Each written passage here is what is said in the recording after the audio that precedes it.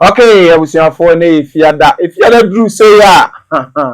Nanka ye kwasiada but ya twa benefi ye pie say ya na den sam enenam ayo Opatafuor TV if you had drew ni ato ye nsafre nyamedi for prophet Opatafuor say omra na nsam kakra mienu bi a tre ya adwene no ye misa nyamedi for samra make say prophet Opatafuor the global seer around one kasa ni studio ha prophet Opatafuor mo akwaba ya mejoso nyamedi for oh heavy time prophet Opatafuor akra bi we brutal akra bi afi wo wie ni yo uni ade ya nyamedi for ujinam ade oh shy your managing wardrobe dey na say obo adwuma brutal obitimi managing wardrobe emi ana me ma ade uni ya that dey na say prophet Opatafuor na wo say ya eja umu ye du nyini yo o sisem akofa den so we so nya nkrofo mpanyifo bi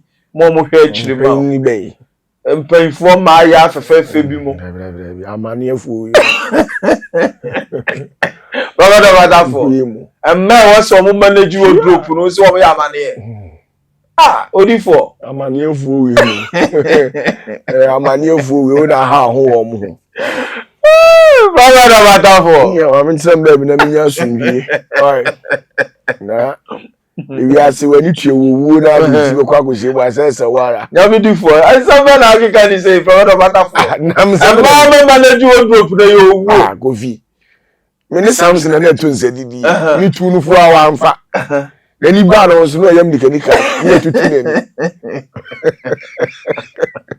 amutu ba na fa ma enti utu tra say ya akosi awie enkosi da bai odifo emere ni na de eni obi ansam o ewe ho aja na ansam nti aja ne nkasa se ba bi odru wo eduti na duru na me che onu aja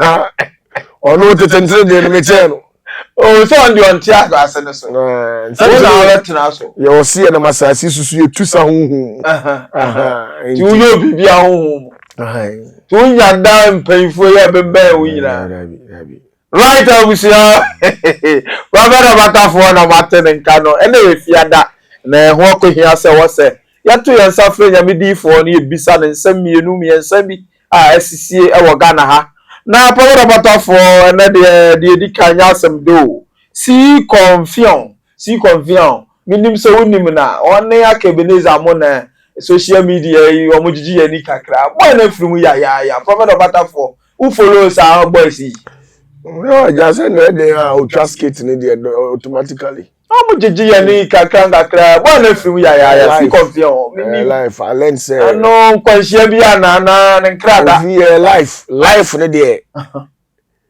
ade bi a obehia wa life mu bia no two things na happen. Okay, is either you accept it or you accept it and later work on it. when you too young for and there uni abrabo potential nka no ma bebre na wo so ye uti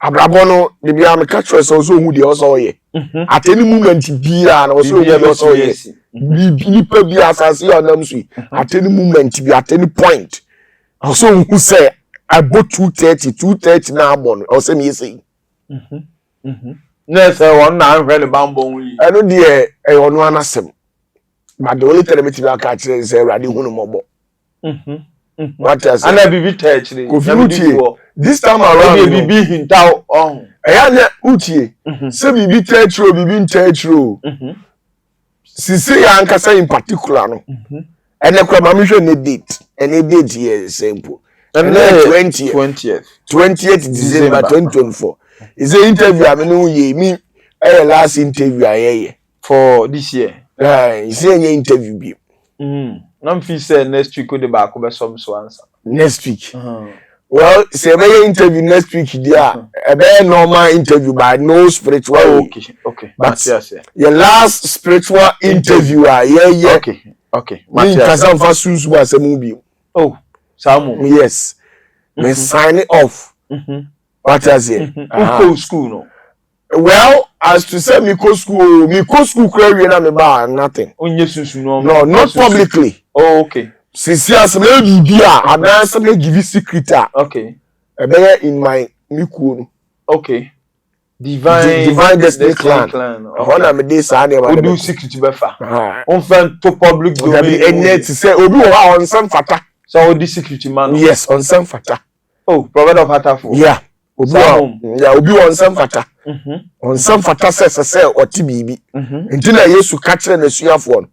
Osemo de wanya akwanya ni tumi no se mu hu onyankopon ahini emu ahintasem. Okay. Nkaya ni de mo kasa bebuo mu no mo ti omo nte. What you say? I was saying we operate in that hemisphere and that dimension. I don't know. Say me now secret be a form of external we say. At the BBS na. Kofi, what I see is say there are some people there they don't deserve to hear certain things. Oh, some. Oh, yes. Even among the apostles, yes, we see for no munyina no mo secret. Ye will be an odono. Okay. You na Peter Horse na Yesu no. What you say? Matthias mo, Philip mo, Matthew mo, Thomas munyina ho. Na Thomas munyina ho. Your Thomas. Atabi your friend ata. Your munyina ho. Na your James the just and James the righteous. O munyina ho. So now Messiah nyado. Ye wo de na Yesu do no. What you say? Aha. And James the righteous. Ona na Yesu do no pa yi. What you say? Sa na next year wo kono. Enti omu nyina no obeye very selective. Okay. And some of the information ema wo. Okay. What you say? Okay. And there are some people be I dream it say they don't be fit to hear certain things because I go also you be amekasa me go deeper and the any external this is the last interview me no yeah obi amodit into obey to ube cost spiritual na me explaining things and the dey obi anu obusani oh okay me the more we are there no hwe sunsuma bibita then ogbani dey exclude C-Confion why because life no. Okay. You also say at any minute in time biano, you should know what you're supposed to do. Okay. The very minute I will be few when I come be home. Okay. San also tia. That's on the road finu. Kofi utie. And obi ayi na say any road finu I no nya me business. Okay. But the person trying to say who baby how here I say when you come to the public domain na ni nyina atwa wa. Okay. Eni na show no ebi perform. Ebi perform. And you who says me your sofo. Okay. Name me a musician. Okay. Either you're a gospel musician or this contemporary artist you should know your stance and where you are. Okay. And what you are to do to sustain and live long. All right. What you say? Okay. And you know no one yes I know man. Na mo ofra sa. Whether you on you. Ready honor me massive. What you say? Okay. The person catch matter was ready for. Sa no the free more. The me as also get me I wish the amana and say already hu ni mobo. Na futuo bia de be ma onu am so. And no ma tell me we in terms of know where you are going and what you are supposed to do at any moment. Okay. Right now we see for Jamidi for Prophet Opatafuor and I'm attending Kano. And not some the doors because Jamidi for said that interview we are spiritual interviews there on your BBM. Anyway, Jamidi for and crowd but and yes so call life interview. Yeah. And now one more pressure but Tom Sukuro yimu. So wa shabo. So bia meje wa prepare obi a crowd do wa crowd we mre na so no. Wo so na asa. The only better program crowd me dom kro egu mi so abebeje o crowd no MI. Yes so we twa o ni me dom na asa. Ye na asa bia enu ho obi an fa ni sika nche ni butum. Baba for na we be sin with that. Kofi. Ade na go fa mani abesha mi ko. Baba so otiasi. Ade obi provoke wana. Mi wie obi ade. Ya sa na me nae. Mami di for the answer. Tie me phone crowd me yi bi a kire wa. Enu akra no me ye life interview. You promote from October no ha. Utie. Na see. Tie ni o. Enu me ye live interview no crowd no. Na emu kromo mo hwe na mo yire me pa yi. Na me kra me dom a egu me so a wasa me dem a mo na ye. Oh, the TN say, now me born kai say 29 so bus so wait me baby afa. And the no son on the last say, last hour. Baby kura bedu. Okay. Wow. Want me amaso anya big deal. The TN oh say me obi a okay. Me sorry say me ya de keke. Because no me me be okay. But sometimes you need to surprise certain people and test their faith. And then yes, you did dinner for no more dinner. Okay. I believe you are no obia. Now on yen just like that. Now on ye in perfume no they are so warm. I crado no. I crado na hwe. So ma bo omo ho. No dey hu omo gidie. Oh, okay. Oyi wa me ka say me ye man ka no kure. Na dey tie ni say. Me ye 3,000 bottles. Okay. Bottles no do 3,000. 3,000 or 2,500 dedicated for omo normal affordie. And omo special affordie no so no me dedicate 500 bottles for them. And as I say ni nyina weigh 2,300 asa. No asa normal affordable for the asa. And abeka you can say 200 bottles. We kura no me no ka say abrochefo a pay bebre but my end say esa me nyo bi mfa nye 29 for me 200 bottles. Come dey nyina me dey o ma be 29. I me do any more charity so dey aye dem say abrochefo on say omo bia omo onim omo chap we ma me afia ye say enti wo ya sa na as pressure na dey be so any pressure but also say you have to get yourself prepared at any moment in time bia. And to omo yes special CDs me dedicate 500. 500 no so no asa aka 10. The reason it here me ja 10 say okay. Me ja 10 because you was special microphobia member 29th. Omo ye mpanyimfo bi. Omo di wachi ache. Like omo ye mpanyimfo a me ntimi na no wati come on. And me ja 10 for omo. Na special CD no crowd all your there. Asa. Na yen so ye enti mumu ayifuo no. Akamo de 200. 200 me de dosu. Enu na me de beba so. Na sole manso beba so e. Utie. The wa utie. Aka 200. 200 no yes as ben no one my pressure about. Na said me ye dodo. I say ye nim say dodo na beba be program. Ye de bibia be shepherd. Me oil bia no. Me chewade. Post to answer na ye. Obi a onim opatafuor bia de catro. Me oil bia me ye oil a me ye oil for Ghana for. O dey say nim say wabruchi. Me ye oil a nyina me shikuko abruchi. Yenim dada. And a majority na no omo je major share no.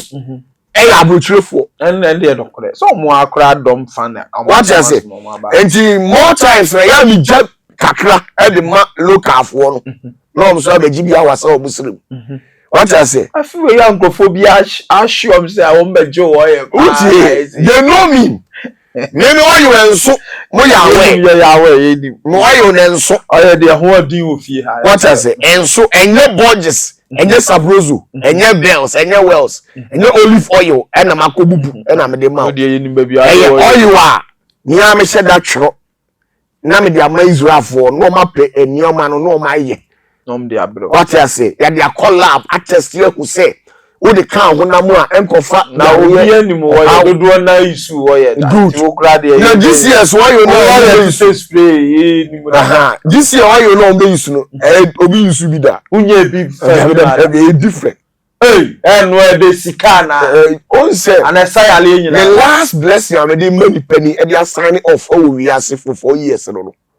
Hey, 4 years to come no 4 years na onye oye bi. Ya you bi.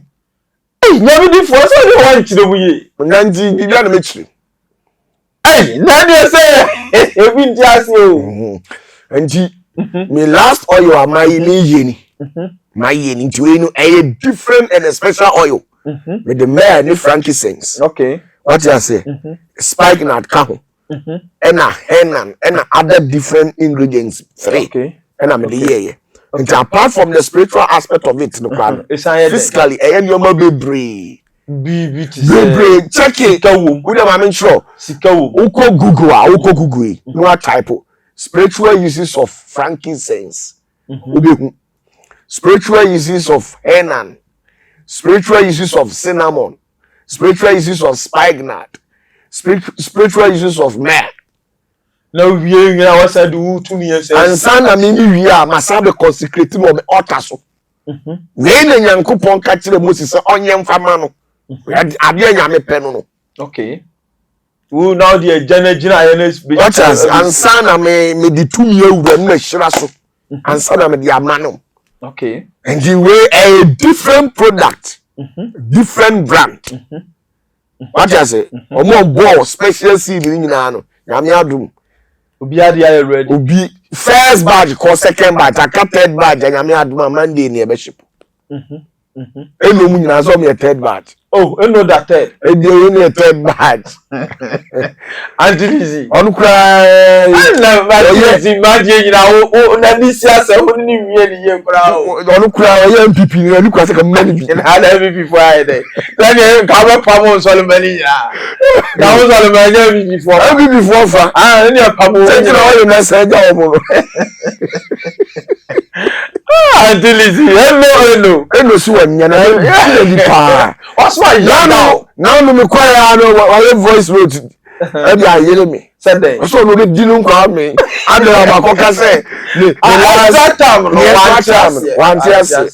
No officer will say no mraso. Dabi. No boy extra time. Extra time they say for only 5 minutes, 2 minutes. Into the young shame. Extra time yes they are no. Kwa voice note. Odi no kwa na for me di me kwa me na me ka say meku extra time ni esuso wo ebi a 1 minute 2 minutes ya na me pesa me kire say ya kire mu ye wada o ba oni pe bia wo 60 years as spiritual wo ye seal. Okay.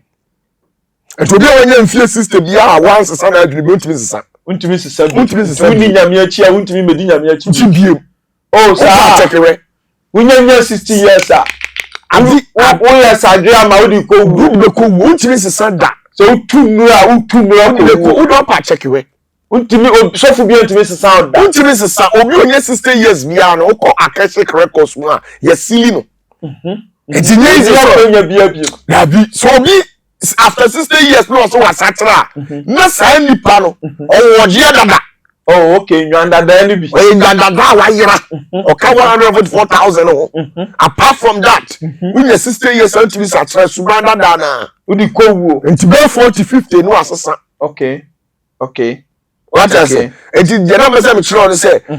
Nyamia shira enu. Okay. I'm our clocky 60. Utu a clocky and I'm trying to say. The akaka will be a yes, sir. I can't now 4 years. 4 years. A man you run free, maybe not. Or so dia na ewo eso free wiem de gu so no ne dia nya me de ma no onya ni so de hunu bi yes oya we okay ewo a ensem yankuram ne free wiem eso ni gu so oh okay onka huru se ne so anu nya me de je no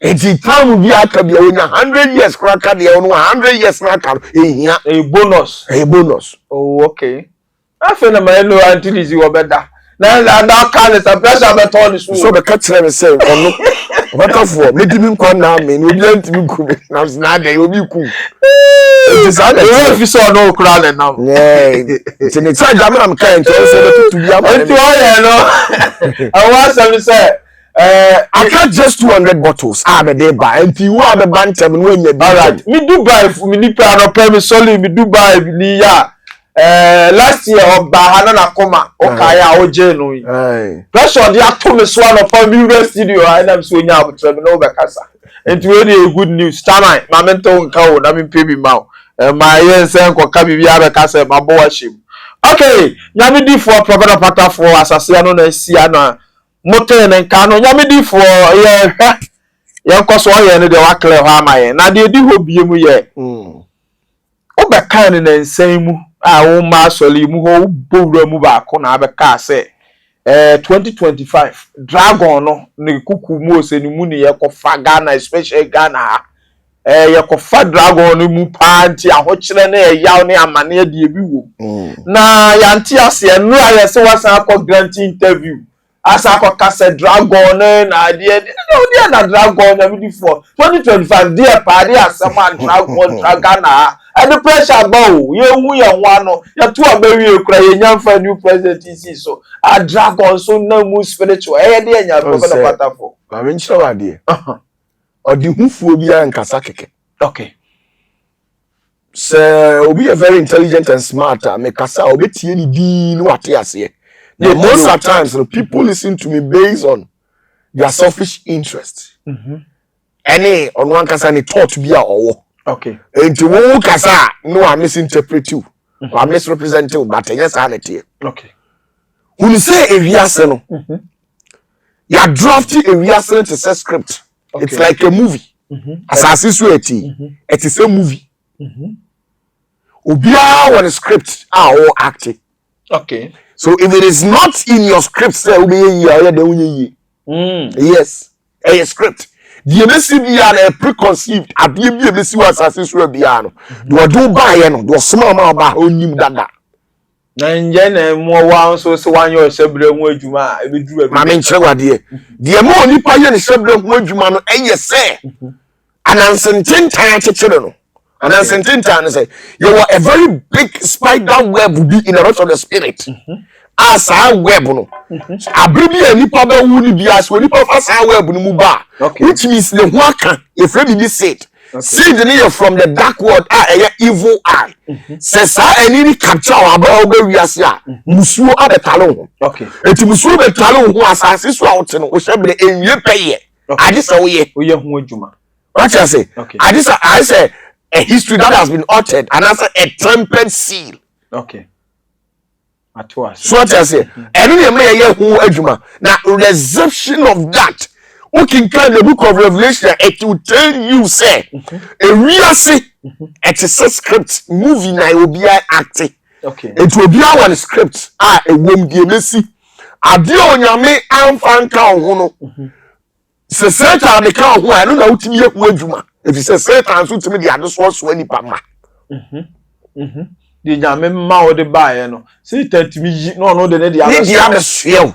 You want me anko anyi a anko anyi yes onyame amo this script say omnum dot wa na onya kidney failure antro no bia you say o metwa bi tie ni osimi no adwenko a mede fa wonya bone adwene okay na enye musu adwene enti musubo eba obrabo mu a Satan na bia say bia ma okay enti senye musu adwene dia dia ba adwene okay osi adwempa mo nipa ko from ye ni yediem na ye den na ye da sori ya na otu uboto mu obi atoto uboto okay when say ene na tumi die ni yediem hye baabi okay so what you say ena alter or life history and answer records and answer abienti a ye de ma o destiny okay enti sa na wiase ne tie ya hihye bibia enti dispensation bia wo de eba okay now there were so many religious organizations and group and owiase your traditional religion your Christianity your Islamic Hinduism Stoicism and it's a lot now obia woni nyame a osomo no yeah no correct no obia so enam so wo nyame nti no amamra ye ma ntoa sai nyame no e different from the ye ma nyame ta no oh no correct and to be our idiot. Now the question here is among these deities, no, Omudia here now we are mamma the manna, and this sounds so bonny every we say. What you say? Okay. That is the question. Okay. And to be dear was as this will be ano. A that a bar and news. I was a bar. I was a bar. I was a bar. Okay. And from 2025 prophetically, Yehun Troye. Obefe hu anu ansa okọ akese records mu otu nsa frɛ eye entities na from scribes okay scribes na anu ansa wan omo like say who defeat and say osafata say say was candidate so obi atimi frɛ o good make sure say osafata say utimi access ya to the realms na normal grant keys I'm the member kings. Yeah, trust say never be as. Now you go there and watch it. Oh, okay. No, you go there. You can see a borias. Cassia pa, our friend Cyclopia. Sana ebinimu friend. Okay. But you were ni cassia pa borias ya. Say Nino. Enumu na emuntro ye bibia ewo ne bi je be kwa afinimu ade wo mu nyina till ene kopem de wiase besi nyinara okwa ewo ti say screen aninu ebe check out. Okay. Then you watch it. Okay. And if what is born to happen in the year 2025 1st January to 31st 2028 and na make sure say from 2025 no you call to 2028 dragon. Yes. Or the year qua 2028. Hey, sir. Yes, Mami Chua. 4 years. Yes. ATOD4. What you say? Now, we are seeing a team. Your spiritual headquarters are physically and spiritually are dangerous entities. Okay. And in your man, Italy, Rome. Oh, okay. And Israel. Okay. Madika said, spiritual works. Italians. And yes, and the control spiritual world, baby. Assassination. And Europe. Tie, Italy. Spiritually. Omune control BBA. If you say, Omune what? Tumia kesia, a was assassin. Ghana ye tumi kesia across room. Ni tissue room or small or kokosom ho ho. Okay. About a family in the cup. Yes, to me Cassia. No, what Egypt? About a family cup. A cool room. To me Cassia. No, what Sudan? Okay. Also, Sudan, you're powerful. A check or maybe our assassin, one and now. And painfully to me, I can see you. And almost say, one day, many am town of the Holy Spirit. Until the hunt or see her. And I be quite a nanu ya. Ye cry, you know. Ye can cry. And yet, titi cry Sudan. Sudan ka. Yes. Oh, okay. Now, to me, I know Mesopotamia, Iraq, Kesipano. Okay. And also, one of a cool room. Room. And ye can see Kita. Okay. And what we are saying. And who inscriptions, a whole triangle near ma, a quiet fossil, a contacted to me a cassia nano. I will move on the wall. Okay. And to a control, we are seeing baby spiritual. And 2 minutes saying no master Saku from the control of BBR. Ghana, so you to me call BBR. On my fire. One day I'll get my time and explain to you. I am paying for the Matisse almost see to me be. Brukune then you Ghana to me until out room. I know her Ghana. Yes. On na sa hemisphere na ye ne dia. Na ni agane nsem. Ye Ghana ye agane to me na. Ma me nkyere wade. Metiodifo. Dem me pese be kyere on say. Sa Rome hono. Okay. What they do over there it goes beyond Christianity o. Enye Christo sem na mo ye no o. The whole Rome hono. Ye nyame som no. There be o me Jamaica me gas o musum nyame. Ye kase nyame no wan. Okay. Obi nyame ne de doso. Good. Eto ye nyame som no so. Enye Jacob Tumfo no som no. There be tie nie. Amusum Jacob Tumfo o nemom de obi ya hono. It goes beyond more Christo so. And Bru Christo so. Okay, Matthias. What you say? If we say ahoma kesia ewu wiase nyina obakofo omo de omo nyina sa kesia mako 12 no omo nyina nchi wo. Okay. Obi a was assist we bi eni wo access to eno apart from say I just say to me na nkasa de ne pe e ka say wo wuti Ghana wo wuti ebia Norway, Germany, Italy, Spain and wuti America to me no epawasem no grant access to one no abetwe no atwe enti obi ti Ghana o se nyame adoma ba be so. Okay. Na se nyame adoma na ma so dia uhuhwe wo power na nkasa no e wo Italy enti ho ene wo Yahweh. Okay. Otumfuo Yahweh. Na chini ni niyama omu na nim how to contact our spirit no. Omu na timi frɛ no. Omu na timi frɛ Yahweh. Untimi frɛ no. Because omu na was omu inscription. Okay. What you say? Nti you just say wo die dia adom bi. Nti wo die se me tia na se timi frɛ papa na. Timi frɛ na. Adom. Which means to me na grant me. But the main portal, if we be spiritual portal, gateway no. Eye ho na wo. Oh, okay. Prophet Opatafuor. What you say? Now, Allah. Okay. They have access to one. Okay. Ono nso ye nyame foforo. Yes, also omo access to one. Now your friend Ashira, omo access to one. Enti me twa say Rome ho Omu tesa honhom kase na wo wiase na no mu obi. Omu control human race and the entire ecosystem and a cosmic world. Omu timi frɛ obi a. Omu gina ho. Atwase. What you say? Answer until Rome and the control spiritual things. And Israel be only bibia ye. Atwase. Ti wo spiritual works pa dey anka Rome. Okay. Ona amu yes ani ma. Yesu nyuma ho. Akasi. Okay. Now, we are politically omo control we are say America for. Okay. There is no government. Yeah, there is no government be no holding. Say America ban. It's America ban. Democracy no krom na democracy introduce country be any ho. And dey no kore.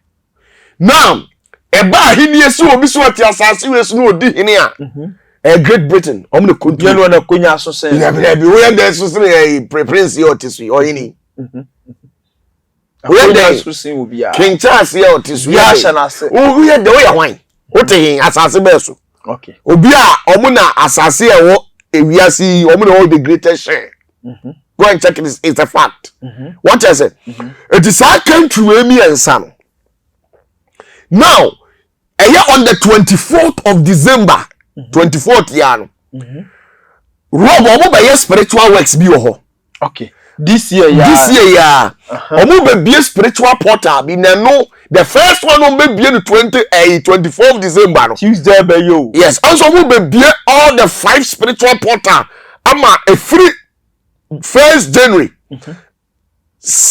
on the 4th and then on the 9th into on the 10th corner the spiritual gateway I am closing now emma to me and I won't enter me my assassin so rough of sano omo be bia to this year yes I'm home be assassin yes rough hey sir yes Pope ni be ya ade bi omo to ni say holy doors ye ni bibi a friend holy doors this is the last video I make spiritual me to as pa ntina na ye wo mrema so pa me nkasa bie me nya spiritual works ayi bie ye tio for now almost say holy doors obebie 5 portals now 5 portals no ombe rituals bi now no ma frɛ asofo akesi omuso aben ometo safre ni 1000 okay majority be shatale black no ma gina no mani a kyerɛ ba dia wia ne pie ba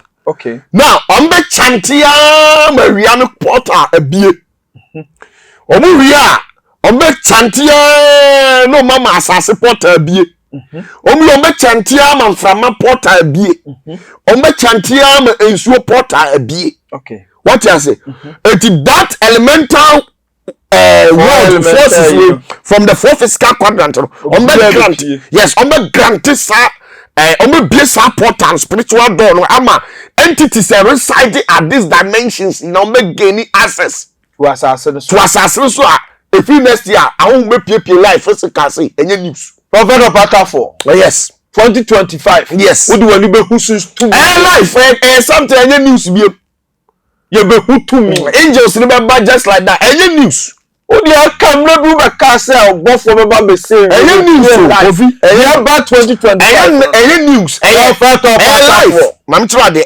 life stage bi a e be duru bia e wo de o say ba okay what you say okay now no make catch so you go 5 spiritual portals no you could be St. Peter dear but in lies the real truth is say it is time for humans to grant the spirit world power and access on betting access the physical world.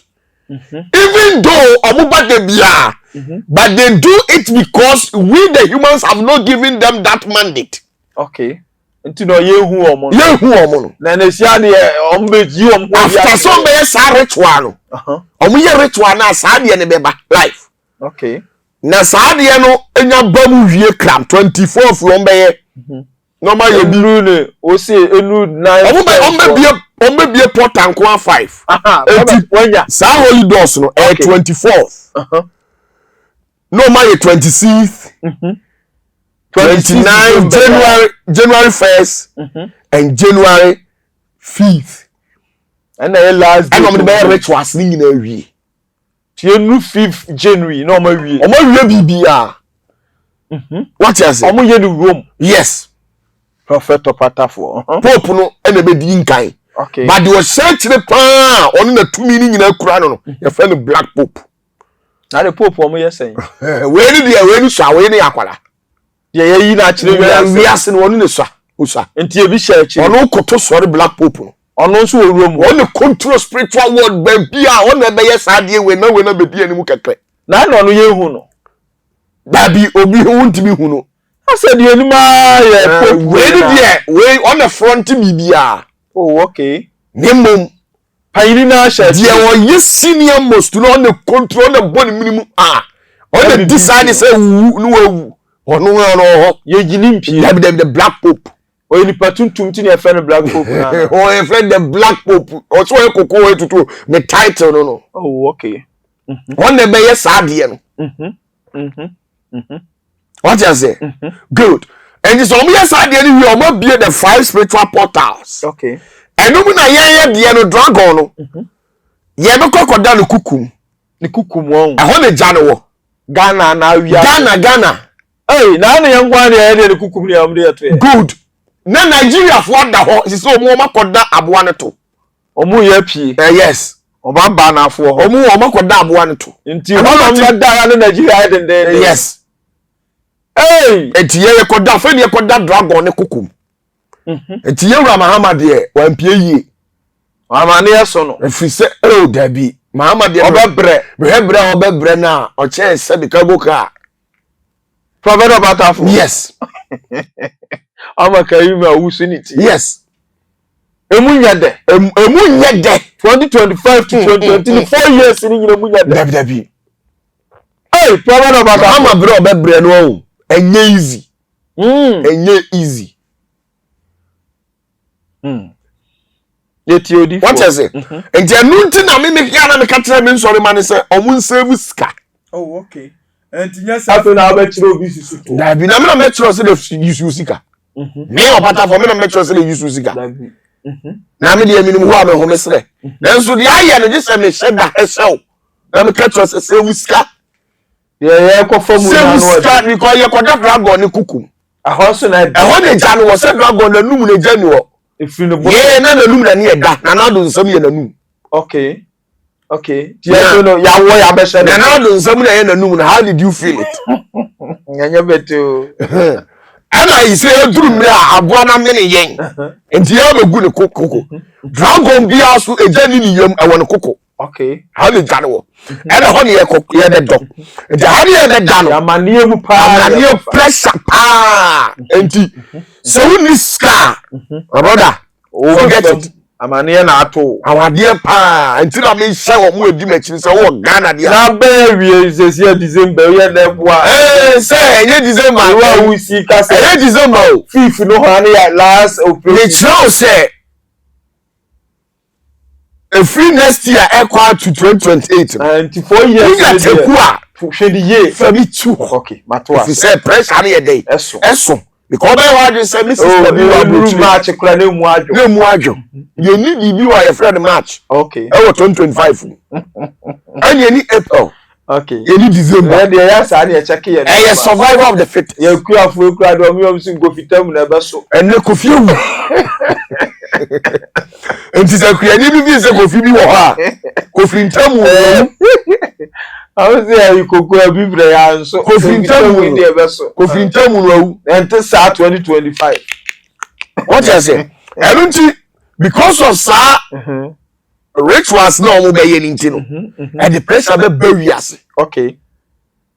America pressure be bon mo so kwa. Also I want you fita be ba. Yes, I give 5 portals. Into country bi abegene 5 obi abegene dey. UK nyina abegene dey. You go crowd mo be ten Ghana for. Sir, what UK no? Me say I just say you what you to me bi on na good let me navigate through way out. Pressure be UK ni Canada. Hey, on me na pressure opa. UK ni Canada for. You build 5 portals. 5 portals here granted. Now, the year 2000. Okay. Now, what you know we are saying now, what you know? No, Nipo we are Nipo we. And now one portal happen on be in the year 2000. 2000 be one. On be one portal. Oh, Prophet Opatafuor. And now 25 years after the time I saw almost say be 5. Oh, where free 5. Until so ye bie jade ye bia mframa de ye bia asase. Tumi e won mframa mu. Tumi e won suom, tumi e won jam bibia ye be hu ye bie 5 portals. What you say? Okay. That is why 2025 people will disappear for no reason without a trace. 2025 to 2020 people will disappear without a trace. Yes, people will disappear without a trace. Prophet Opatafuor. So, and you went to the name catch you almost say, no, me shall almost do the chief for the last. You said this year won't be more over 29. No do there for being solve problem. Do dear. A point of contact. The NSC. They do dear. You use it. Okay. What I say? Okay. Anything about me 29 and coming this year, coming out sorry. Coming here, sure this year, coming out sorry. Omo show me now. Me sorry, me say me sorry. What I say? But me show the no. Na me yes say. We the 29 for no na me nji pa. Kakra bi na me nso omo na de aka ndem. Minja omo. Ja omo gum. Na de be tu bi asa no afa. Hey, abusuafo. Me am free interview afia ya jemi sem. Na say dey wo mu pa no ko ba enti e bie portals no people will disappear for without a trace. A lot. But the title Ghana there come any very dangerous and a very serious one. Oh, Maham there. Juma ye. Na wan pie ye. Wan pie ye. Wan pie ye. Kwa wan pie ye. Prophet Opatafuor. He said then no so. Okay. Yeah. Okay. So that's the whole secret. Okay. Right now we see for Nyamidi for Prophet Opatafuor and then Nefi. Atoye nsafre no no studio kese mu ha so me yi nsem bia no nkire na abusia MR.IBU boa ho na ko eda nim na so right abusia yanto aso Prophet Opatafuor de di ho bie bensem mu me no ye interview bi ma obeka say nsuo na yetum galamse nsuo na nim hu bi anka obi antimi ntinsi wo fin mu say okosesam gold nsuo na yawe oka ho bi ne yese no na konfo bi so de abasa nya no kreda na nsu ma na gugu nsuo no ma yiro mu nyina kogu omo ya awa bu omo abusumfie ensi tumi bia nti nsuo bia akwanfo na de kuta command nsuo no ye bibia Prophet Opatafuor bibi sa no kre ensi ade sofu ai konfo bi de abetu dwa no uti wo mu ya me hu omo say omo ya hungry priest konfo no come ya de no oh samu ofi mi sha say mi chire nsem bi sisi ya bo se de okeka no sebe nsuo o se chuma titisuo mo na no omo na o ma twa omo nyina abesuo abeku omo aso omo nyina tete omo ya wo die omo ne da nsuo ni onu onim die titumi bia ni so just konfo no kasa na nsuo na ye bibi onu die no onim Nyamidi for onim die omo ko ma cho konfo de na ben tete akomo no nya no samu eno die ya abusumfie kura no mo for ma no abusumfie kura be bia abusum wo be bia ya wasi no for ma o konfo be Now ye can entities near to me, maybe a member. And I'm twice. Okay. Now you will be Johnny Court crowd and probably the Yajuma. Akopri society. Will be Johnny society. Now the untrust when I'm going to the Yajuma and can go for you like Johnny Court now. I would think of 1 money at the other. I won't go to me. So I don't think the 2 minutes me. Obi ti musumusumi a na bosom ansa mo omo a conforming now. Omo a chitonic yo servants. Waka ni mre. Omo chitonia for na musumu omo. Chitonia for nso so omo yankwala. Omo meye. Omo yankwala kro omo de ye ka tumi omo nka na mo kro bo kopo ase. Chitonia for na emu maku na timi kopo ase. Echo hydria na nalia for ye sema cocoon of coast ne ana mamu ataho ni na kodi apam. Omu sankrofo no. What I say? Now, obi a oye sunsunuma bia no. Okay. When my dear friend LP. Good. And onim dear friend CP. Okay. LP the CP. Okay. So I confuo, I malamo. Okay. When my dear friend LP, CP.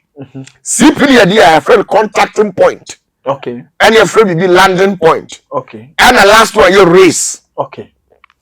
To me, be a one sassisu and biano. Unto me, I assess physical. To me, or what assasisu. Tienye. With you. Or so. A poisse. Okay. Or so muso. Okay. Even Jacob Tumfompo. Or you know what to me assassin and also so. Or you Jacob Tumfo. Oh, here LP and a CP. Son what me about and a race and somewhere assassin part of communicating. Okay. Now, first you say, send when you coupon your moti and sound what you want to me and who be behind sign. Send when you so to me, no sound what you be behind Sano. If you say, oh, need to know better me as a son one. Okay. The year for the year no sanity. What I say? Now, say o konfo akwatu suman. Busum to say, yemfa enso bi to say esuota no. The yemfa ofin, esuo ofin. Bremu, esuo pra. Yewo esuo ni bi ho a omo abosomfo ho. Yewo esuo ni bosomfo to say, e ka say bosomfo kom no. Abi. Yewo konfo ho. Okay, ni on the bosom. And the bosom for na to say osofo. Na me juma man ka na osofo. Okay. Oye priest, the high priest. Ti konfo no crash na say. Konfo ni we odifo. Oh, okay. The ensu ne kan no oka. Onu we odifo bi okom. Oh, okay. Obi asunsun sini so. We odifo. Okay. What you say? Aha. Omu ye different from bosomfo no. And the Bible more abosomfo bia here Melchizedek. And I say Zadok. Okay. And I say Nathan. And a konfo bia Moses. Okay. Or Elia. Or Elisha. Or Samuel. Okay. What you say? Now, some konfo yo mi adwuma nyina no. Before say to me betimi no anante no. Okay. We hear LP. And a CP and a race. Okay. Na see and say, obi ko jina baabi no frɛ to mi bia. Okay. We hear CP. Samimi frɛ Yankopɔn a. We hear CP. Say Yankopɔn so me tini baabi na me frɛ no oba me nkyɛn a. We hear LP. Any race. Okay. But maybe there, we hear CP, we hear race. Okay. But Yankopɔn aba mo ha. We hear LP and race. Okay. Now, konfo bi o wa sase so bia tu bi akoto bia no ni LP ene ne yawa no ana suma no ade na yakora ye fra na yakora ni tumi na asiwa objects na asiwa no and the landing point and the contacting point. Okay. If you say tumi no o way ontimi mejira esan me sum me kom asuota no na me kom ni ko hunu way. Okay. No asuo tano no baby abahuru no aye the contacting point. Yes, so open what you here this all oche here himfie obetimi akoche man okay so one ko himfie awo ye dey enti ensuo no obetimi akoba bia but himfo na the contacting point eno ni na dura de no enti omawo akopesa de na no de ade free race atu mama enti the race ni tu mawa Dabia obegusu nsabia na race no asignal no say ofrew enti oba onji baabia ni ehọ na oba okay enti Israel for ni nyame nam no wo contacting point aya apomada ka no okay apomada ka no unse tumi wom enu na nyame tumi wom but enye mu na nyame te okay nyame dia osorosoro eye ne tena bia ahoye ne contacting point okay enti ne contacting point no say Israel for ni percent Jacob tufuo ba Jesus okofa taade no na ukura eto signal ma Nyankopon ma hu so obi contact no enti e friend contacting point prophet Opatafuor enti so Nyankopon ba upeja po na ka no me Nyankopon ba me Nyankopon ehyiase so ye nsenkyerane na obi so po na ka ni wawu a waagye yourself po na ka na enu na nyame ye dai enti akokonfo no sa na agye ye na osu a oninim de the oil no many directory okay sa ya wana ya dura ho de amano no a ogusu nsa ne powder wa hye ne den na eduru akwaside ana okude fofie bia opeja soa na ya amamre no na adwene ye nse wono wache nsuo ni de yatum nebo nsuo no sa de na eso no ya amamre akanche de nsem bi imbue that object amana be ye contacting point it is a ensuo ni tinsuo na se a tumi ni tinsuo na se a now dey bia snap egu sa de ensuo na signal no ba ba bia ugina no onje object bia ni nti na wode sa de na maw no it is a wo konfuo no so no se o pesa tumi na o wo no e woni ba bi ote it is a de no na wo contact no so onu so ba enumu no ba friend landing point but onu ba this was the race no na chira de kon say na no ha na ba ye enti sabra ha ensi ho a ohun ba bi kro sa ensi ho a ohun ba bi kro nam eti esu ofin ukotu pra ukotu esu bi te say anto akura de yenturu because ono oni konfo esu pra ni konfo ono wa ye bosomfo okay yes wa ye bosomfo now bremu wo ho so ukotu omo a ye ma wo yawa okay sa yawa ne de ama wo no enu na wo konfo no de konfi a wo de koye wo contacting point okay what you say sensuo ne ba onso sa and how ye landing point nemo ordinary race na ne de na gina ye fe na gina ye sa de no mu de ode ahye eti so free nsuo na se no oba aho no oba betena ye fe ne san na so ye okay enu nkyere se enu mu no ote eti ono na adwene ye ne se ya wana ya dura na ye de ama no enu emenya saa ne tumi no eti so kom asuo bi te se asuo ebremu a na adwene se wa chi bremu afiri nsuo na se eda ne yawo sa na adwene ye no na wontimi nchi bremu da wo ba ya oni ni wi ana okọ ofiri we ni mu ana okọ ontimi ndamu be na otwe dabi sa ho dia eye ni gateway etisa dia pop ni ba ye no mi betie dia wo kan wi ya ho mi free object ni okay nemo ye dura who because eye ni dan okay ye siesie mu ebi wo ha o ma akopɛ gold no akopɛ paniema bi ni moto bi na dia agum no adura mu eye ni dan so person ne ba dan a ye ma me no enti yawa ni ye ni dan friend contacting point okay landing point and a race okay matia ho na sepa what you say na momo die yemfa yemra momo who say wuni yawa bia otumi wa yemfa ne se wa pamada case yete de bia konkran ko bosho wuni apamada ka bia ho enso ufretumi oba eno wo de na ma me tira wade obia ni hono asase we susofu bia ni oni landing point and a contacting point obetimi ni utumi anante da enti eno landing point okwa wade okuta ma me tira wade ni wo me landing point onyame ma wo bia bi nyame fra wo be kire wo obi a nyame amfra obi a no which means ofa wonya adwuma nkwa wiye. Oh, okay. Enti etise su obi a wokọ aye na nsamankom atiesim so na nsamantoa anase obi otimi kọ akomase bi akomfo ogoro a otimi kom na suma bi atwa fanimu aye bibi obi o no kure kwa bo se ogina ha na bibi awura no good anu aye komfo da bi owo sa ya wani bi ya kuruchiri bibi hu di amano sa na tie. Okay.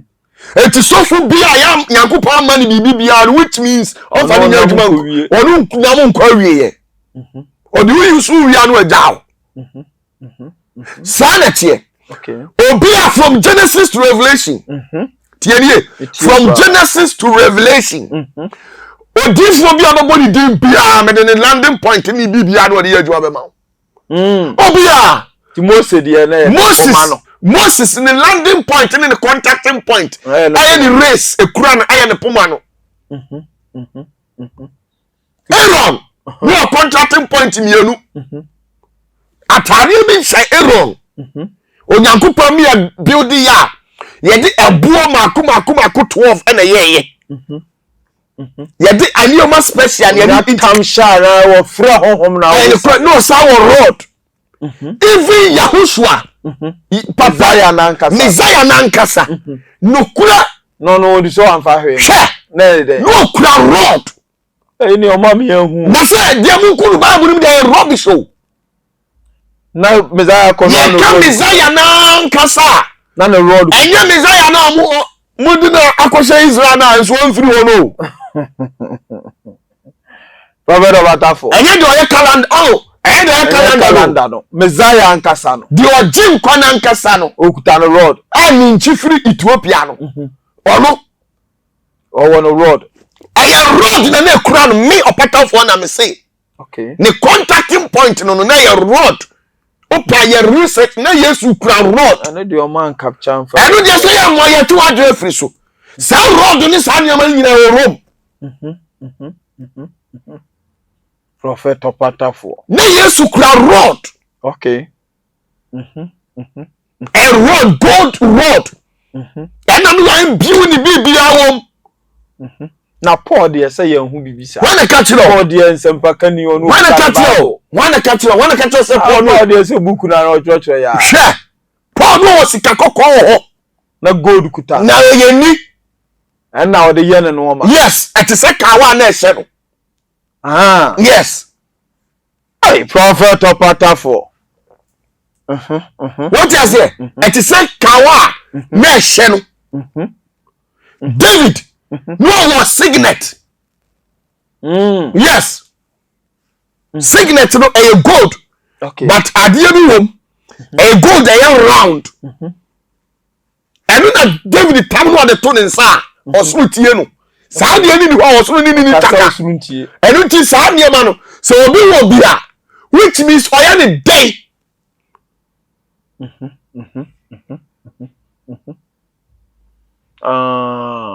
Sanity. Obia one contacting point. Name one contacting point or and your son yenche. And I'm a country of Sanya day. Min country of Sanya. Oh, so what dear, so in so what you say and Kaminka. Okay, or continue. Yes.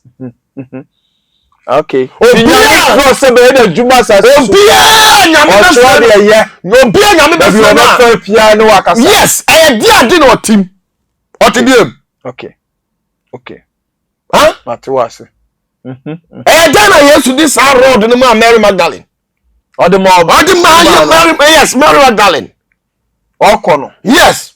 I don't think na eduru mre bi no ni asuafo ni nkasa bia because na asuafo ni Yesu access no lose the contact. To woman na nekotie ba. Onu na na kura road na otimi ni kire soro mo soro bia ma Yesu sane life. Physical ema honam say eso honam mu betena ne nkyɛn. Eti na se na asuafo ni pe Yesu ni ate a no mu ko Mary Magdalene. Yes. Tina so on the odifo wo mo na eku. No. Tie nsam na. Onu na work access point. Eti obi a wa asase so abia no. Owo no saa de no ho. Okay. Abia no nipa no so wakoje bosom kura owo ba bi o de odin ya o de ene ne kasa bosom kwaje bosom firi bani a bosom no efie bebre mu hifa no okọ okay jisa ohu eti bani fo be dra bibi ho bani fo be dra bibi ho no mo de sa ya friend race ana image no what sunsum ni image dia tum eni ni race atum eti wotu a light ni signal say ha na wote obaba kram no obeto sa de nim no no kasa okay eti yankopon sane a oba pomada kanim straight o sane no otiamu a ohu Moses poma no o sane no otiamu a ohu Gideon kranta no o sane mu a Habakuk ye na odifo Habakuk sane okura signet okay o de ma menyi bi kituwa bi nchiro ne hade bi wa o Bible no Opatafuor be bo apa obia won landing point obia no woni bi woni bi ya woman na keka no nim de ono sami si wonyini sankofo ndo mu so aye kase omo wotumi mra so komfo de onkan komfo de wo nsu otumi na okon na yo so wabene how come nsu otumi na wabene prophet Opatafuor come nsu otumi a omini yo de manfo ye na nadweno mi bie so achewa nsu otumi mi bie so achewa nka be dwane asemo mi bie so achewa nka be dwane here tieni o okay odifo etio Hagar chapter 2 verse 23 okay or see in that day said the Lord of hosts will I take thee O Zerubbabel my servant the son of Shealtiel said the Lord and will make thee as a signet for I have chosen thee said the Lord of hosts it Hagar to one no signet okay Odifo Daniel te hono no insu signal say and a stone was brought and laid upon the mount of the Eden and the king sealed it with his own signet and with a signet of his laws that the purpose might not be changed concerning Daniel okay signet Jeremiah as I live said the Lord that Coniah the son of Jehoiakim king of Judah were the signet upon my right hand, yet would I plug thee thence. Exodus 39 verse 30. Okay. And they made the plates of the holy crown of pure gold. Okay. And wrote upon it a writing, like to the engravings of a signet. Okay. Holiness to the Lord. Name it when was signet. Okay. And I'm used to do the enam. No one signet. Can say who see will be person general who you be man. Tell me, yeah, this is me man signet. Yeah, one yankopon de mo pam na wo. Yeah, was signet no a bra pam class. Anya abam de say o nyame timi no obi akwa pam. Yeah, kasa signet no ya te say yankopon signature. Oh, okay. So no na wa mo adwuma so yankopon ma me ade e frɛ ne nso ano a ade a metimi de asesa nsa ano no signet. Oh, okay. No bronze ano. No bronze ano so. Okay. It is here the asem bi komo obi na ye nso ano a me wo signet no me de metimi asesa no. Nti ka be ya osofo pa. Say wo si nyame adwo atuma gi so nya sa signet ni bi. Say signet no onya no fa ma o.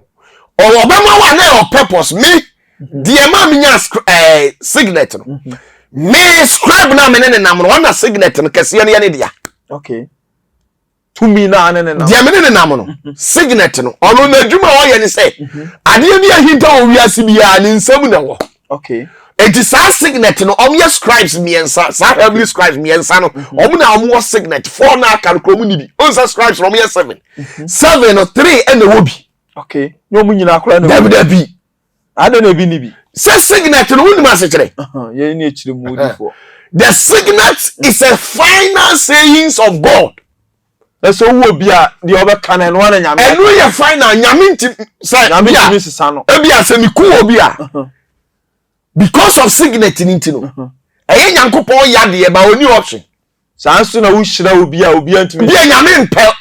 So kobeshira we. Say ni persumesi we. Bia na nke ni kwansi oni nyame wo problem.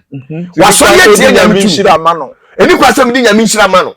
Na me ya so de mana onyankopon ni option. Na ya ba wontimi nka hwe. Signet nti carry the final saying. Abi onyankopon bo ade nyina wie no signet no de ya no. Okay. Ti sɔfo bi sɔle so. Ye pe we yo sɔfo bi sɔle so. No ni bia. Utimi sɛ no. Kofi sɔfo bia ni ho wo bi. A contacting point. Asasi we so. Yes. Sɔfo bi ni bi wa asasi. Hey. Ghana ha na asasi we so. Oh. O signature say me hu aminu ano. Okay be show. O signature me hu. Prophet Opatafuor. O signature kura me na me ba ho. Sɔfo bebregu Ghana ha obi ani bi. Kofi o contacting point. Enti range no ma yenya ne no. Sas Beni etumi foforo. Ya o Beni asofo ho. O de ma bu bebrebe. O ko Beni. Emi ye bere wo ne am rank. Ebi ye emerald. Ene gemstones. Baby the bracelet. Na ye de opemfo ne efunu so nkwala ne de aye na aye dry ne de ahyem ne wa chant na power hyem. Ene oni punu dom ye o bebre ho. What you say? Ene ye contacting point. But me tro ade the most say mun kuta bi ne ayi. O nyame beti ba mo obi. Obi obeka se nyame mo obi bi oboa. Okay. Me yes specifico ye fe bi signet. Okay. To me no landing point na nyame di ma bi no. E bi na ma kiro no. Ye fe bi say signet. Okay. Sa signet ne de ma wa. You carry the signature of God. Okay. You carry the tongue of God. Obetini akasa ba nsenkyere ni asi. Okay. Anwanwade asi. Na mo no. Signet no enya no. Okay. Moses no yen nsenkyere ni. Na no yen signet. And the to me na one pomana na no de na. Odi ye ni and onu ni contacting point no. Enti na call tieni o. Itio. Moses eko Nyankopon ko ka kire nse ne mane ha no. Obisa nsa pomane wei. Ka se fa ko kire bo ba no. Anenti because Moses itimi mfre Messiah no. Okay. Wasi ko fa contacting point ne pomano. Fa ko kire nsuo no so fa ko. Wo de kwa obate wase ehun se e ba no so a fa kire botan ne so wo de kire a obate wase anu no obeku se wo ya ne dia na nya sa wo ya hwan who are you? Okay. Anything na abra na asuafo ni bi eni nso anu no hohomoni ne kai no se enim ni passport no na wo ya hwan so ya hwan. Okay. Okay. Okay, ntimfa ho no nkomhye ne bibia wo dia wo nsam na okeka ne e wo pa hye nkoma nsuo ntimu fom enu mfa nyame ho wo pa hye nkoma awiemu empapai enu mfa nyame ho obi a wode na mo name kura signet. Okay. Na de kura me 24/7 signet no na ma that grant or wish and access ema Nyankopon tumi edi nsuo afrusie eba wo nchen ene wo nante etimi ye bibi di ma efiri se nipa bebre na wasase su hanu mu a omute sawo. Okay. Ejade ti no mo de yenkom ho na ho no mo ba da bia ntina ya na ajani saneta ba ade nti no mo nkom ho yemfa signet enti signet no onse Nyankopon onse command no command ne 72. Okay. Ade nti na signet ne na ye 1 tumi na di akire ni nyina bubu nu mu anu makogu signet na ase mu nyina ahye na ase. What I say? If it's a signet and find now share to me so the amount of sana extremely. Tia jana hini emu nyina amiensa pe na wasa to me. Tia ni ho. Dia me kan on tia se. Batu ase. Batu si o me. To me na your friend signet no. Sa contacting point na your friend signet no. Eno dia scribes in some no. Matu ase. Eno dia scribes na me ensa. Enti apart from omo bia ni sa na me pese mi. Bia ni sa. Signet no. Dabi. Ajana hini emu nyina. Samuel mpoti ase yamfa ma no. Na ekura David. Prophet Opatafuor. On ekura David. Enti David na be kuta bi asa. On ekura signet. Okay. Okay. Apart from David, bebrebe titiadi for say be na mabubu akire won. Yes, anya atwe asem kura o. There. Ko wait. Na ma atwe asem atwe anu tia bebre o. Because ye ko wait. Ofi sanya ho ne apiri nya bitumi. Na atwe atumi ti atwe.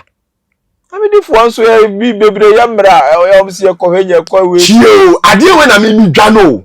Ade a me mpekura nse.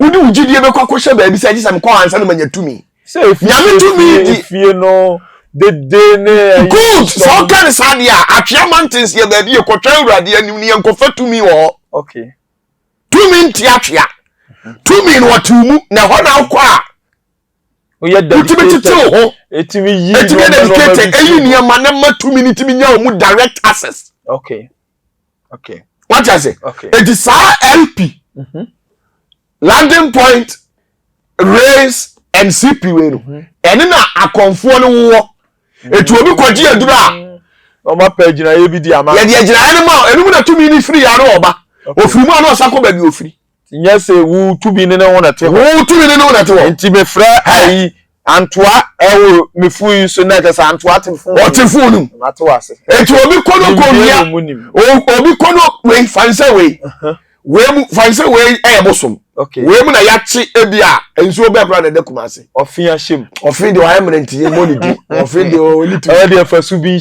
ahim ma chi su bi ahye we ha kofi de o mu ni say India ni be wi aside de we ya or the court no ofre su bi obeba because the point of contact no and nti no ti bi abosom nti ye wi abosom no oh okay mate dem o su bi nti India okay oti ha but onya jana amane gusu a we wadi ni image atum okay miti we ade na ekura me no se mini wona me ba kofa no de ye bibi ebeye se me ye na me yere fa no de ye bibi ebeye enyeyi ebeye se ji so kire ne de onye enti na me kire o se we so obi ba fa ko no nim ho akwan a na ebeye onya ya di amamle ne papa silent ye and nti na bi come to me di ja omoma no tumi dia me pe na me di ama no say tumi na nka se we di me mpe na me pe we a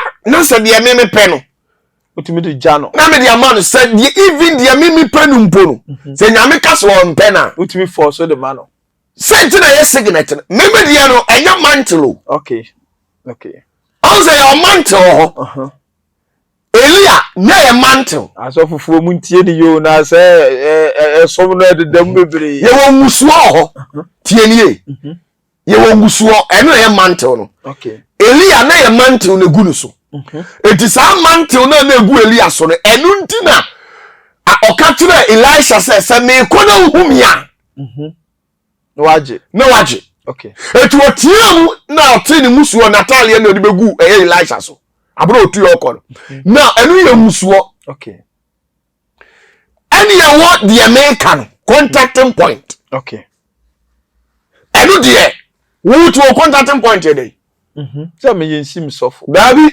oh contacting point okay enu no telephone number oh okay me nya boy ya contacting point e be reach me na m ka spiritual na woka baby me bo na manya na wan fa straight me ba fi a ho na ote me wo ho o contacting point sa na tie eti me frɛ to me bia no ma ni contacting point woten oh so do ho baby sa de gina ye ni agina ye mu ma frɛ no ni wa bie eti secret ade na me ya ansa na to me na ba no eno ne frɛ no portal ma bie eye key o body code man na eye code crab no wa eti we eye yawa the upon say we fan say subi anase bremu natim eti se me pese me bremu kasa ade se me de fanta eguso ana petashi o de fanta o mu de petashi ne snap mu no mpe o okay you say I see chire no ma de o mpe diabetes boost was diabetes o de ano e hye no petashi ne kasa preko mo ne snap mu no we na esuo bremu tim eti me fast snap na matutu aguzu mitutu gusu a eki pa wo beti say ya ma na say ebe ye kren ye twali bi ye fro ye twa bla bla virgin sa am no about the shape about virgin ade ano oburu ya do person o kan aka okay what is it enu na konfuo ni nim no oni hwe okay efuri down yankopon pam ahohuma bi kogu nsuom obi ansese o mo dira biada o mo te biada da na no mu ma me kire wade okay ye fretu mi bi gen ana jini okay sasabon samo yen akrisofo ne eni hu nim de okay omo ya de ho pa ye nkramofo efise jini no ba bi omo furi ye Saudi Arabia hono mo hono Arabs na hono mo mugupa yes yo mo ahudo be mo amusua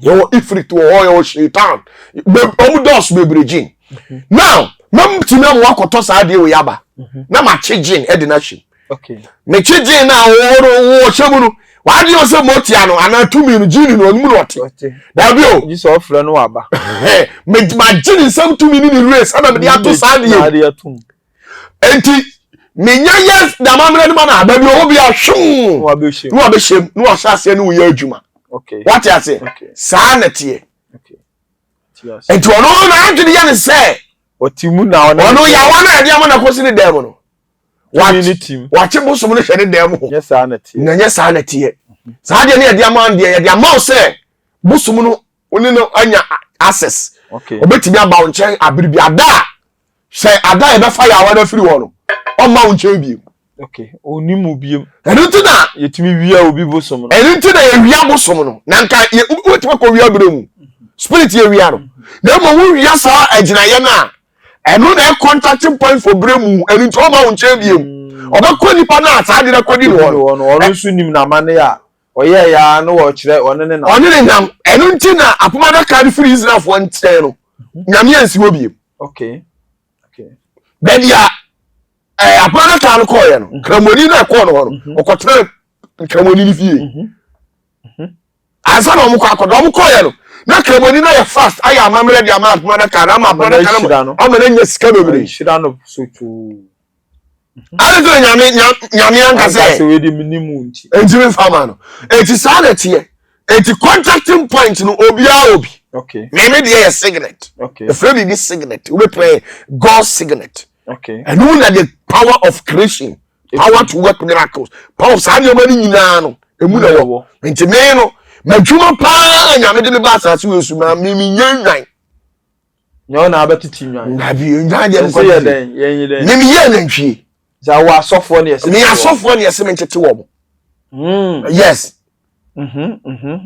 prophet Opatafuor odwan de me ntete odwan adwuma pa ese ba ye na adwuma pa no asofo me siesie asofo osofo hwe ase ope 2 million ya sorry ope dom ope we na ya ma adwuma o so ye adwuma pa no nya nsole ma nya ye nwan no na bi mu nwan de ye sam de mu de no dan de odwan de ni me ye wa me na mpe de ma ye o atenya madwuma madwuma pa se mi ngru ni asofo okay na di omu nim ni die ni ho me mfa ma wo mo hintasem bia tina mi nyame ma me signet no signet no grant o access a 2 million nyina utimi 8 access o sa 21 ni nyina utimi access o bia Otasi bowra janani na dwuma ya hiniema ohun bia utimi fra sofu bia ni honum also a gift bia mi ntimi mfa ma prophet Opatafuor ha ni madwuma me ya me siesie sofu okay enya asori ba entina nim die bi wo ha ebro enya asori ba de you don't and you need to miss like ni kwase wo te sansem no okay eya sofu ebro omoso sa na tie enti me ye enantwie entina me fulani ni no okay right now we see afọ nyamidi for prophet Opatafuor asase anu na nsia ene o say the spiritual interview ene so pa de odi awura mu so achire na identity nyina achire ye prophet Opatafuor emre na ko de o ka twato ne so enti de wo mu no 29th December ya kwase de be week ene program na baso bo share station ya MPP fo ntimi mabi obi aginam na wo so le nyina MPP fo ene ka so nya asole ne ye ginam obi aginam MPP fo mu ntimi mabi o MPP ni abacho program yo ntimi mabi MPP fo program enti me tiamo eno minimisa wo ye to na do so say watu asepa na the sons no na ebiti no wantia na wonim the sons wonim o me na so prophecy de ya mo ntra so mu decode otie Daniel mpo odifo Daniel tie ni o odifo Daniel no no you odifo na angel e dey come share ebre no okay oriye ye no e take 21 days say or the decipher and commission wantimi ntinyam komshe bia na wetimi ade wa especially komsha eye code da so no omo problem ne say tie nie omo problem ne say because don't the office on west side to wo akwa nti wo sua na akwa no so di code wa na akwa no nko ah kofi oni omo hweye no obi a won selfish interest okay adentia oye NDC ni oye MPP ni Opatafuor kura be kase ase edu ba bi kura se wo salute ba umia tie Opatafuor kura be kase ba umia be renew onyate ho na mawie akoma dia opese ohunu wate dia opese wate no wate but dia kan commission ho am commission dibu ni die on party okay me na ma be sabe nkom enti se mo pani yi a ane na mo mfre me se be chirim na me be di kodi nkyere mo me kyerɛ mo eduare ya miensa me kyerɛ mo papa bi a ɔte asase ne so na yasoma wura kwa sɛ yenkofa ne mra okay which means ye kaso yenkofa bi mra the time aso sɛ osu owu ofra asase ne so ana sa dua na ɛwɔ ehini 100 and something no the boy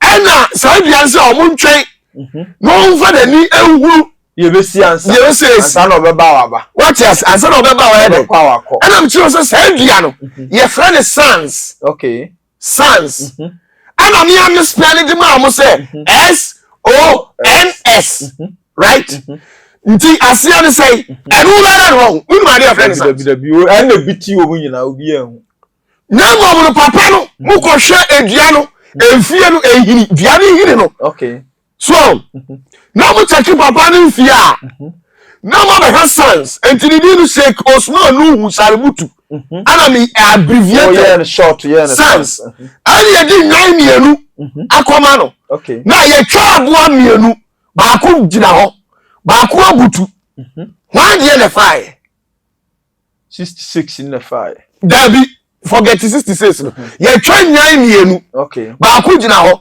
ana nwan no ba ko abutu ye twa aboa de masuman a de obutu no nyo na afa okay enti wo mu mienu no wan na butu ye ye no nto nkyɛn okay ana mi wi emeka trust about me wa wini wa di nkuni but I hate you o kan wo yi kom ko he so mo boa na obi anyame ayi no odi nkuni mu etime hete no hete na ne de anya no kura na ne de o kura nka won nkasa obi anyame so wo so no wo se she de o be da krasa na me ti asase so ka me so ntie anyame tumi dabi ene de so o kansa wo mu dia se o na ti wo no wo biti wo mo this time around nobody will steal my prophecy you see how come no ya no wa she ko tudodo oh ya no come she bi o sans ya do be she mu ejiye nyina yensam ya hu so that omo selfish interest ye person Opatafuor say control ye person egura bi mase ye person ye say ento obia no de open no oka me na me ka ma say na me tuma na choice say ah adia be ti kura no ya be to aba no tie ni o ka chile me say hey say na esi tie ni wo de no kura de obi anyi ndi me no na nam kura wo ye cover up wo ya za o say go fi nka no kore because dia me catch obi enyame mu neti kofi ana me video na say oh ya bu baumia Maham ya bu Maham suso ya bu na ma te say wa twini mu tenten tie ni me wi am say baumia I hate you I know ya apart from you know ya dey come na ti wonu say oboa ase oboa baumia I hate you okay na me enti me ye gina me throw signal me throw signal adwere na nkoho me throw signal baumia I hate you 37 ni wura omumu do mo na mo to na enti na so omo do omo selfish interest ena wo di tie video no Opatafuor kra no obi a oyankunum difo ye di no fel na mo bi a ma declare e di ama baumia no enka me ma e me kan kire mo say mo nkoto aba ma MPP bibi sao ana me ba ka kire mo say de me se wo awo NDC koto aba wo ya MPP ni so akoto aba na de be si ne hene ye nya si dada entimu nyina mo vote kra ma baumia said that na de be si ne hene ye si dada that was the exact word that used here I don't think I said some to about crowd the Maham said the yes. The some to about crowd the Maham said the crana. They see no yes into the unia could to Abba. Okay. It's more prisa than crowd about yes, you may see no and yes, clarification now Padia. And it sounds now the buy and the SONS Sheikh Osman Nuhu Shaributu. Okay. And the and the man's hand colony for papa no and correct. A sremba no me and correct. Nah, which one are those selfish interests? They won't send me coffee. So much so this is our last interview. No correct. He says spiritual works mean come you. Mean yes spiritual mean kasusumu some publicly. They say oh cool man divine for no. Apart from me koma, baba join me cool. Omuna assassin security. I regard those people as my apostles. Okay. Right? Okay. And I know be also the bit my journey. Na no kra ho sem. Na for bisa me pa. I know be the bit my journey. 29 for me pa won to maka. There be say no dey public. Okay. Nti dia was afata wa ba reche do. Me reche oda.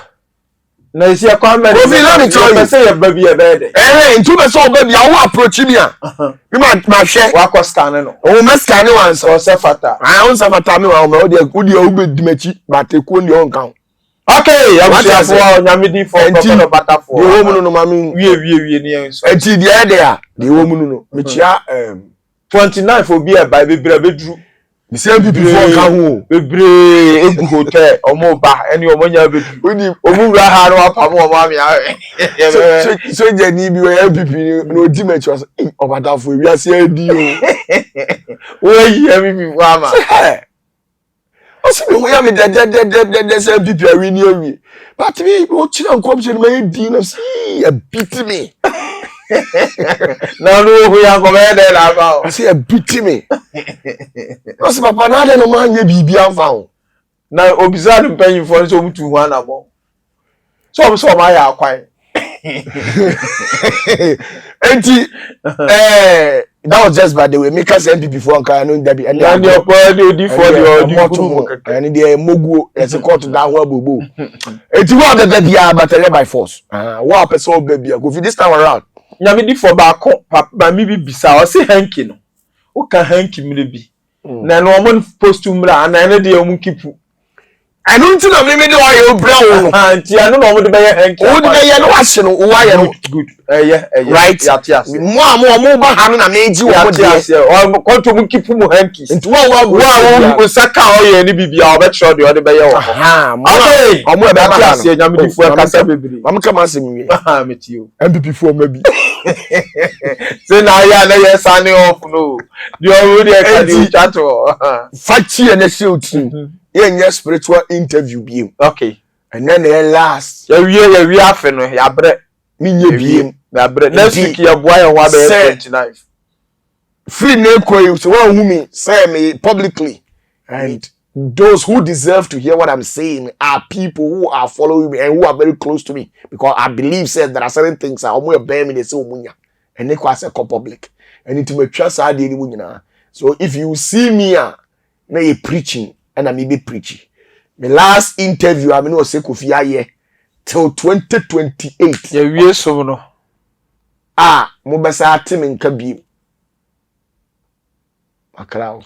Okay, ya wusia nyamidi for prophet Opatafuor asase no na nsia no de nsem atudwa no. O se ne last interview ni ye kra ya mpre me chiao odifo Mary Magdalene baby ya obi a me chiao. Onu kra na yo di interview ta me do. Ya dum be si have that was another time. Nyame nka obi bia ho. Ye be share 29th e was Zenith Bushen station here ya.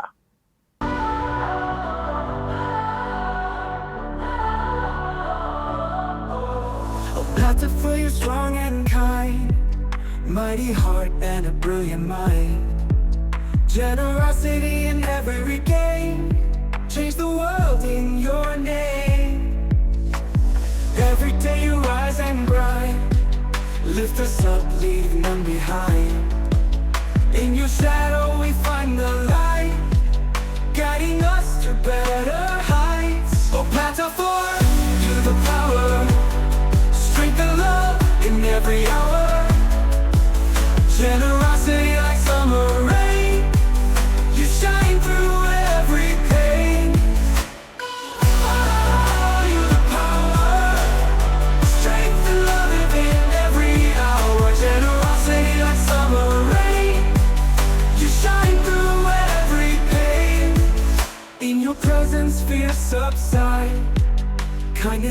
your greatest pride. Every battle you fight to win, bringing hope time and again. When the world feels cold and dark, you ignite that hopeful spark. With a heart so big and wide, bringing hope time and again. Opatafuor, you the power, strength and love in every hour. Generosity like summer rain, you shine through every pain.